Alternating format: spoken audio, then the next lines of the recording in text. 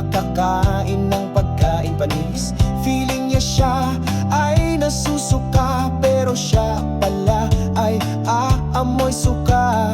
Ang biseng ating nauubos ang pasensya, wag daw magsunog ng mga ebidensya. Ang lakas mga lipusta ng presidente, utot niya siya ay isang malaking peste. Biseng trulala, magaling lang sa pambobola. Ang bibig niya ay buka lang ng buka, walang alam gawin kundi magparatang. Dahil ang utak ni ating ay laging lutang. Si biseng ating nahuling walang alam, pero sa kanya wala siyang pakialam.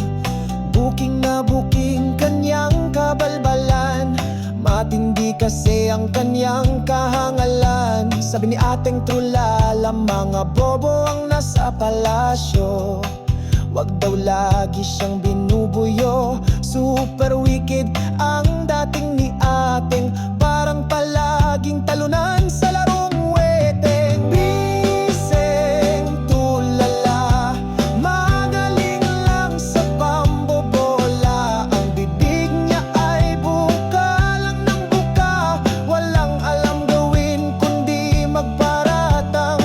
Dahil ang utak ni ating ay laging lutang. Sabi niya, hindi gawain ng presidente magsunog ng evidence na back-accuse si ating. Ginawa ng tatay niya. Ha, ha, ha. Oh yeah. Biseng trulala, magaling lang sa pambobola. Ang bibig niya ay buka lang ng buka, walang alam gawin kundi magparatang. Dahil ang utak ni ating ay laging lutang. Person rap lang sigaw ni ating.